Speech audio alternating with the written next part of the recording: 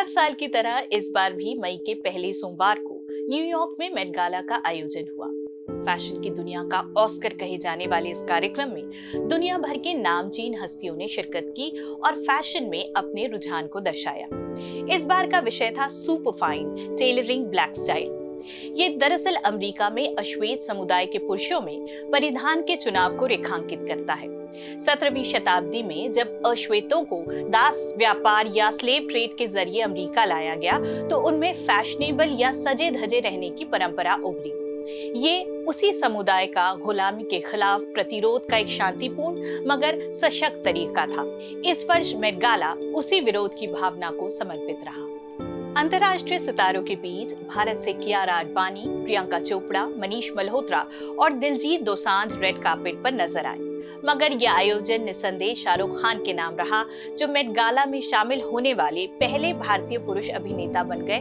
उनका परिधान प्रसिद्ध डिजाइनर सब्यसाची मुखर्जी ने तैयार किया था, जो खुद भी मेट के ब्लू कार्पेट पर खान के साथ नजर आए। मेट गाला का उद्देश्य है मेट्रोपॉलिटन म्यूजियम ऑफ आर्ट के कॉस्ट्यूम विभाग के लिए धनराशि इकट्ठा करना। द न्यूयॉर्क टाइम्स की रिपोर्ट के अनुसार 2025 के मेट गाला में शिरकत करने के लिए व्यक्तिगत टिकट की कीमत लगभग 63 लाख और 10 लोगों के टेबल की शुरुआती कीमत 2 करोड़ रुपए से अधिक थी। और जैसा कि घोषित किया गया, इस वर्ष कार्यक्रम ने रिकॉर्ड 250 करोड़ रुपए से अधिक की धनराशि जुटाई है। ये आयोजन के 77 वर्षों के इतिहास में अब तक की सबसे बड़ी कमाई है। लेकिन इतनी भव्यता और चकाचौंध के बीच कई सवालों के जवाब छूट जाते हैं, खासकर गैर पश्चिमी संस्कृति को लेकर आयोजकों के रवैये पर। ऐसे आयोजन अक्सर उन समुदायों को दरकिनार कर देते हैं जिनकी बुनकारी या कारीगरी के बगैर आप कार्यक्रम की सोच भी नहीं सकते। मेट गाला ने अपने चुनाव में हमेशा यूरोपीय फैशन को प्रमुखता दी है। 2015 में चीनी विषय होने के बावजूद अधिकतर डिजाइन और डिजाइनर गैर एशियाई थे। इसके लिए आयोजकों की कड़ी आलोचना हुई थी। जाहिर है, गैर पश्चिमी संस्कृतियों का उपयोग केवल तभी किया जाता है जब उनका बाजारीकरण हो सके, वो भी उस बाजार को भुगतान किए बगैर। आर्थिक दृष्टि से मेट गाला एक अत्यधिक लाभकारी आयोजन है, लेकिन ये लाभ उन्हीं लग्जरी ब्रांड और डिजाइनरों तक सीमित है जिनकी पहले से ही इंडस्ट्री में मजबूत पकड़ है। भारत इस लग्जरी उत्पादन का एक प्रमुख केंद्र है, जिसकी वजह है कम लागत और उच्च गुणवत्ता। मेड इन इटली या मेड इन फ्रांस कहे जाने वाले कई परिधान वास्तव में भारत में बनते हैं। कारीगर लखनऊ और बुनकर अक्सर बंगाल से होते हैं। कोयम्बटूर में बसे कॉटन मिल अंतर्राष्ट्रीय बाजार के लिए कपड़े की आपूर्ति करते हैं। कानपुर में बनाए जाते हैं चमड़े के बेल्ट और बैग। मगर यहाँ होता है एक ट्विस्ट। दरअसल हर ब्रांड को ये छूट है कि वे अपने सामान को पुनः पैक कर सके।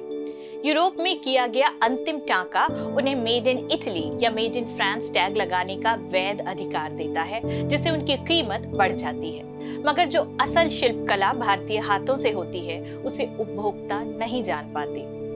अंतर्राष्ट्रीय श्रम संगठन ILO के अनुसार एशिया में गारमेंट उद्योग में महिलाओं की भागीदारी लगभग 75% है। इसमें भारत के साथ बांग्लादेश, श्रीलंका और कंबोडिया की महिलाएं शामिल हैं। उन्हें पुरुषों की तुलना में कम वेतन और अधिक असुरक्षित माहौल में काम करना पड़ता है।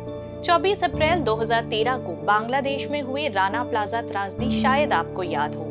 एक 8 मंजिला परिधान फैक्ट्री की इमारत गिरने से 1100 से अधिक कामगारों की मौत हुई और 2500 से ज्यादा घायल हुए। कहा जाता है कि इस घटना के बाद वैश्विक परिधान उद्योग में कई बदलाव किए गए, लेकिन इसका कितना असर हुआ ये कहना मुश्किल है। मेट गाला का आयोजन कला और कलाकारों को समर्पित है, इसीलिए ये आयोजकों की नैतिक जिम्मेदारी है कि वे जिन कलाकारों और ब्रांड्स को आमंत्रित करते हैं, उनसे ये सुनिश्चित कराएं कि वे श्रमिकों का संज्ञान लें, फिर चाहे श्रमिक अफ्रीका में बसे हों या भारत में। एक छोटा लेकिन जरूरी कदम ये हो सकता है कि हर साल विकासशील देशों से चुने हुए कारीगरों को मेट गाला की ओर से खास स्कॉलरशिप दी जाए, ताकि वे अपने समुदाय की पारंपरिक कला को सहेजें, आगे बढ़ाएं और कुछ नया रच सकें। इससे फैशन में तकनीक और कला का संयोजन बना रहेगा।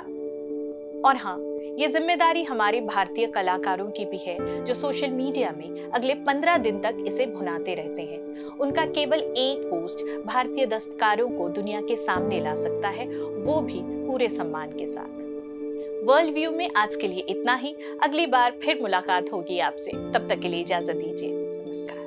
देखते रहिए theLens.in। हमें लाइक और सब्सक्राइब कीजिए YouTube पर।